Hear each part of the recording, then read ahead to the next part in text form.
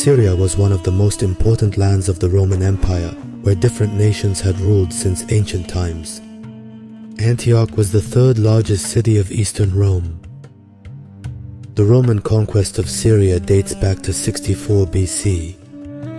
Syria had been invaded by the Sassanids at the time of the first emergence of Islam, and then recaptured by the Roman Emperor Heraclius in 631. When Hazrat Abu Bakr, may Allah be pleased with him, became caliph, the Sassanids in the northeast and the Romans in the northwest were an obstacle to the spread of Islam to other nations. Hazrat Abu Bakr wanted to remove both of these obstacles and ensure that Islam could come into contact with other nations. To this end, he sent Khalid bin Walid on a campaign in Iraq and prepared another army for Syria. Abu Bakr did this in order to follow the Messenger of Allah, peace and blessings of Allah be upon him. In the year of the Tabuk expedition, he had gathered the Muslims to fight in Damascus. Before his death, he had assigned an army under the command of Hadrat Usama ibn Zayd, may Allah be pleased with him, to fight in Syria and its borders. When the armies gathered in Medina, Hazrat Abu Bakr divided the army into 4 groups. He appointed one of his best commanders at the head of each group. The first army was commanded by Yazid ibn Abi Sufyan and ordered him to capture the province of Damascus. This army included Meccans. The second army was commanded by Abu Ubaidah ibn al-Jarrah and ordered him to capture Homs. The third army was commanded by Amr ibn al-As and ordered to go to Palestine. He ordered the fourth army under the command of Shurabil ibn Hassana to go to Jordan. When Yazid ibn Abi Sufyan arrived in Tabuk with his troops, they encountered a force sent to Tabuk by the Romans who had heard of their coming. The Romans were defeated in the battle between the two sides.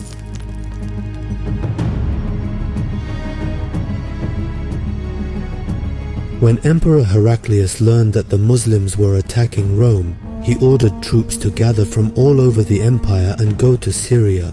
He put his brother Theodore, one of his most experienced commanders, in charge of his armies. As the Roman armies marched towards Syria, Emperor Heraclius established his headquarters in the city of Antioch. The news reached Hazrat Abu Bakr. Rome was shifting all its power to Syria.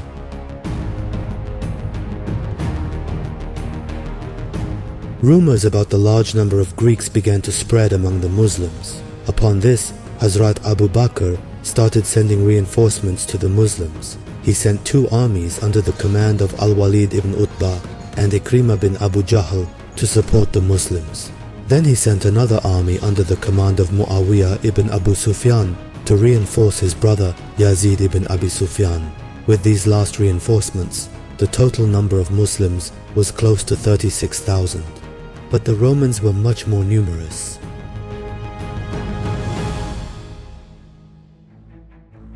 Emperor Heraclius mobilized fresh troops and led them towards Homs. His strategy was to instruct the Roman armies to engage in battle under the guidance of their commanders, confronting each Muslim commander with a larger force. By doing so, he aimed to overpower the individual groups of Muslim armies with overwhelming numbers of troops, ultimately shattering the collective strength of the Muslims. He sent Theodore against Amr ibn al-As with 90,000 men, Jarja against Yazid ibn Abi Sufyan with 60,000 men, Derfes against Shurabil ibn Hassana with 50,000 men, and Lakikar against Abu Ubaidah ibn al-Jarrah with 60,000 men.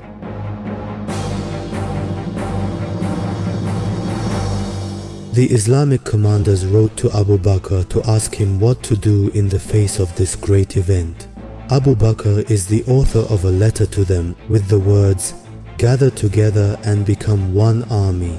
You are the helpers of Allah's religion. Allah helps those who help His religion. He leaves those who deny Him helpless. An army like yours will not be defeated because of lack of numbers. It can only be defeated because of sinfulness. So beware of sin. Let every one of you strengthen his ties with his fellow soldiers." Then Abu Bakr said, "By Allah, I swear by Allah, I will keep the Christians busy with the devil's evil inclinations through Khalid ibn al-Walid. And he urgently messaged Khalid, who was then stationed in Iraq, instructing him to swiftly travel to Syria and assume control of the army there.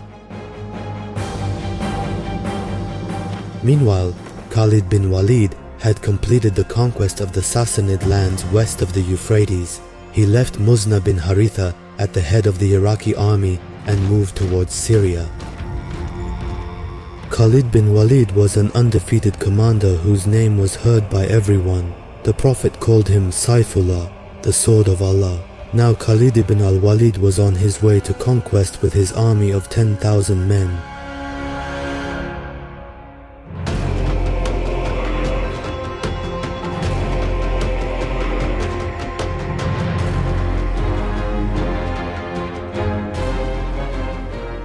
Meanwhile, the Islamic armies in Syria were gathered on the banks of the Yarmouk river. When Emperor Heraclius heard that the Muslim armies were converging on Yarmouk, he ordered his entire army to go to Yarmouk under the command of Theodore. The emperor felt that the Muslims stood no chance against the Roman army, which had a formidable military tradition.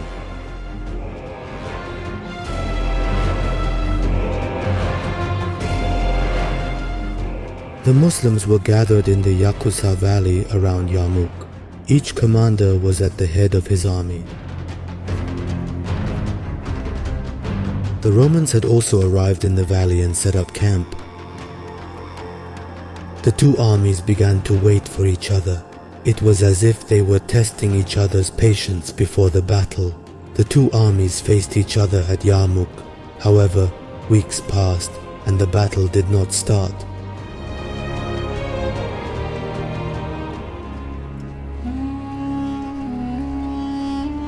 Meanwhile, Khalid ibn al-Walid was trying to cross the desert with his army of 10,000 men. A Bedouin who knew the desert well was guiding the army.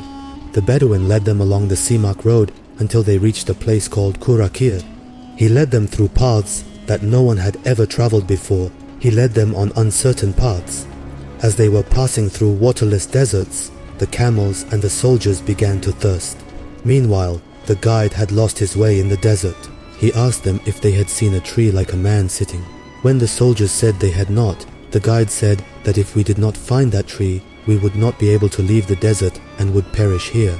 So the soldiers scattered in all directions and started looking for that tree. Finally, they found that tree and reached the exit of the desert. After 5 days of laborious desert march, Khalid ibn al-Walid and his army advanced to the Yarmouk valley.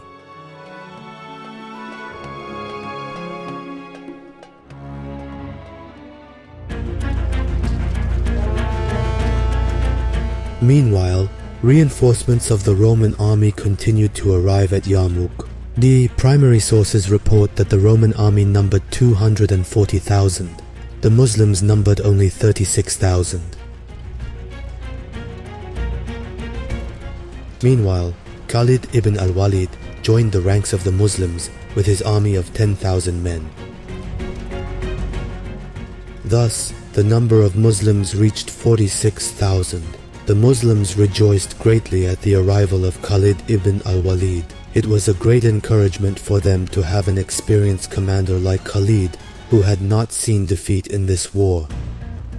As soon as Khalid ibn al-Walid arrived, he began consultations with other army commanders and took command of the army. Then, he organized the army.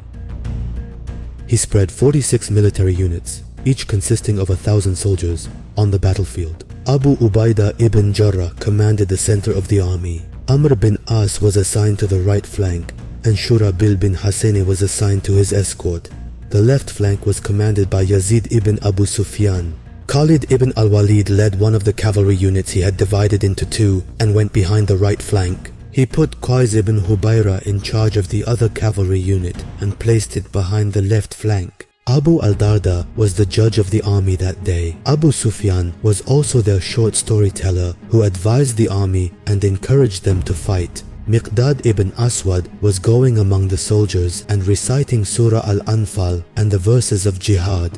There were women and children in the camps behind the army. Khalid ibn al-Walid gave them weapons and told them that if the men in front of them retreated, they should encourage them, and if necessary, they too should go into battle. Khalid ibn al-Walid did this because he thought that if the men tried to run away from the battle, their women and children would fall into the hands of the enemy and they would return to the battle. The Roman army was divided into 4 parts. The army under the command of Theodore had Jarja on the right flank, Vahan and Dairjan in the center, Kanatir on the left flank, and Jabala ibn al-Ayham leading the Christian Arabs. Vahan, one of the Roman commanders, came forward and asked for a talk. Khalid ibn al-Walid appeared before him on his horse. Then Vahan said, "We know that it was hunger and exhaustion that caused you to leave your country and come here. Let us give each of you 10 dinars, clothing and food, and return to our country. Next year, we will send you the same amount again." Khalid said, "We have not come out of our country for the reasons you have described, but we are a nation that drinks blood. We have heard that there is no blood more delicious than the blood of the Greeks. That is why we have come."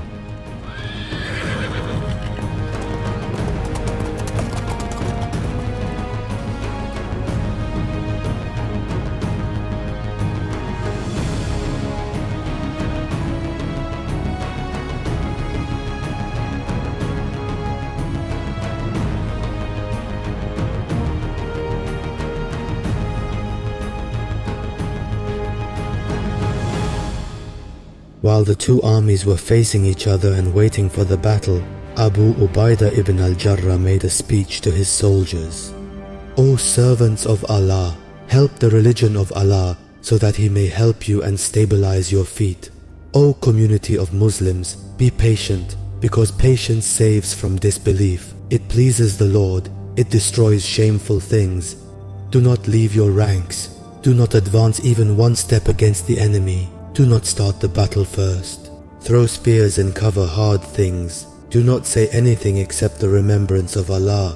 Be silent and remain in this state until I give you the second order." Amr ibn al-As and other commanders also made speeches to their soldiers. Then Abu Sufyan made a very effective speech to the soldiers and encouraged them. At this time, the attacking trumpets began to sound from the Roman ranks. Abu Sufyan then concluded his speech by saying, "O people of Islam, what you have seen is ready. Here is the messenger of Allah and paradise in front of you. Satan and hell are behind you." Meanwhile, the cavalry on the Roman left flank launched an attack on the right flank under the command of Amr ibn al-As.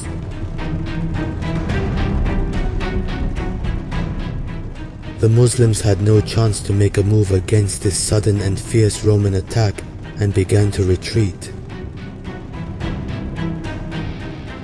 When Khalid ibn al-Walid saw that the right flank was retreating, he went to help the right flank with the cavalry under his command.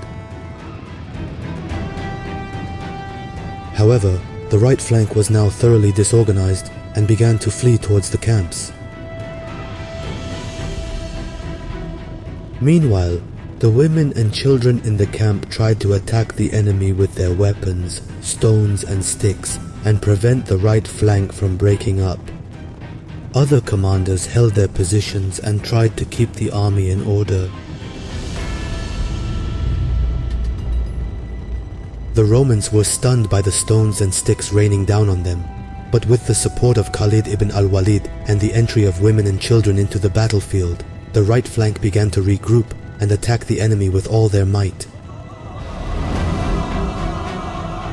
Women and children reminded them again what they were fighting for.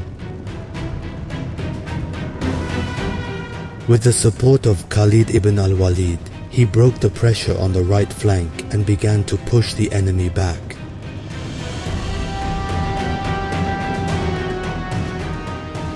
Eventually, the Greek army could not hold out any longer and had to retreat.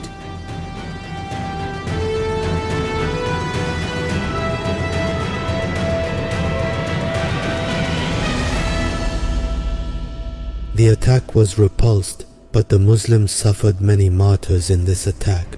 Theodorus was quite pleased with this first attack. He had thoroughly worn down the right flank of the Muslims. Khalid ibn al-Walid knew that the Greeks would attack again the next day after this success and prepared for it. In the early hours of the morning, the trumpets sounded again from the Roman army. This time the right wing of the Greek army attacked the left wing of the Islamic army.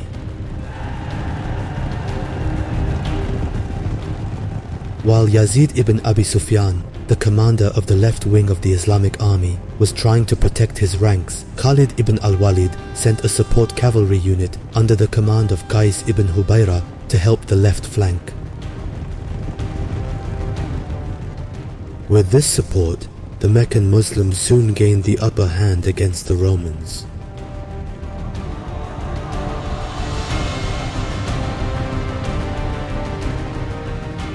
Khalid ibn al-Walid, realizing that the left flank was advancing, took advantage of this opportunity to order the entire army to attack.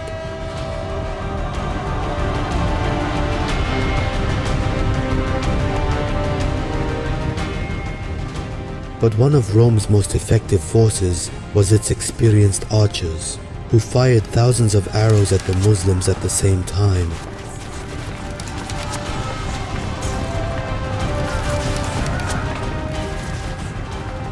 This succession of terrific arrow attacks caused great casualties among the Muslims. Khalid ibn al-Walid ordered his army to retreat to avoid losing more soldiers. Many Muslims were martyred by these arrows. On the other hand, the right wing of the Roman army also suffered a lot of casualties.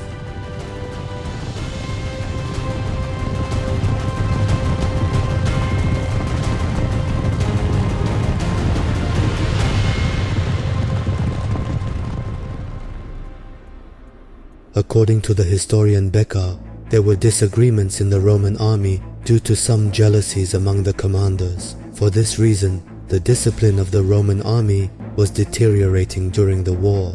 Theodore did not want to waste his tired army anymore. So he sent an envoy to Khalid ibn al-Walid and offered peace.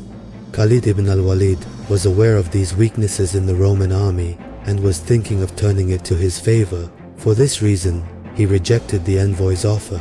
However, the only way to win this war without being targeted by Roman archers was to fight at night. Therefore, Khalid ibn al-Walid decided to attack that night without wasting time. The only route back for the Roman army was the bridge at the end of the valley. Khalid ibn al-Walid secretly sent some soldiers there and asked them to light many fires. This way, the Roman army would think that thousands of Muslims were coming to help them from the bridge. Besides, the Roman army had no other escape route other than the bridge. Behind the army, there were big pits with cliffs. If the Roman army started to unravel, they would have to flee not towards the bridge, but towards the cliffs because of the fires. Having prepared his plan in this way, Khalid ibn al-Walid attacked the left flank of the Roman army in a sudden night raid. Meanwhile, he had his soldiers on the bridge side light fires. When the Romans saw that many fires were burning on the bridge, they thought that Muslim reinforcements were coming and they were terrified. The Roman archers could not see the Muslims coming towards them and did not know where to shoot their arrows. The Muslims took advantage of this situation and put such pressure on this flank with a terrific attack that the cavalry units in the center had to go here to support them. Thus, the center of the army was reduced to pedestrians only. The central cavalry unit of the Islamic army then launched a terrific attack towards the center of Rome.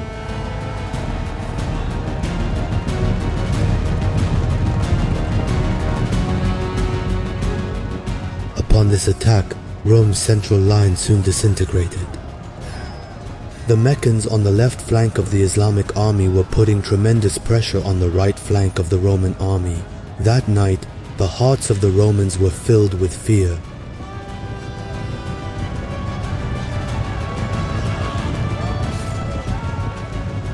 The Muslims attacked the enemy as one man, and the enemy was forced to retreat. The Muslims then began to chase them. The fires on the side of the bridge, which was the escape route, prevented the Romans from escaping that way. In addition, they could not see in front of them in the darkness and fled to their rear, the only space they could find. But there were great cliffs just ahead, and the Romans could not see them because of the darkness. The Romans, trying to flee without seeing what was in front of them, were falling into these cliffs one by one. In the confusion, no one could warn or stop anyone.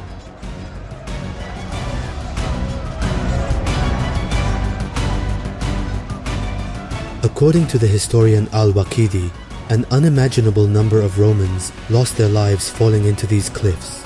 According to Al-Tabari and Ibn al-Athir, the number of Romans who fell from the cliffs exceeded 100,000. According to Al-Baladuri, the number was 70,000. According to the historian Michael Rabo, the number of those who fell from the cliff was 40,000, and more were killed by the Muslims.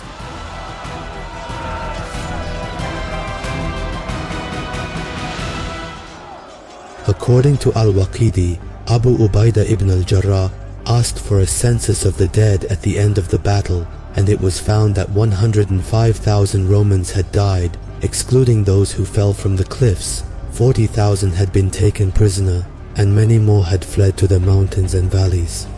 Most of those who fled had been captured and killed by the Muslims who were pursuing them. On the other hand, the Muslims had suffered a total of 4,000 martyrs. As a result, the Muslims won a great victory over the Romans. None of Rome's 250,000 soldiers returned. This was a sign that the gates of Syria had been opened to the Muslims. When the news reached Emperor Heraclius, he was devastated. He immediately moved from Homs to Antioch. He realized that he had lost Syria completely as a result of this war. Before leaving Antioch, he took one last look at Syria and said, "Farewell, a long farewell to Syria.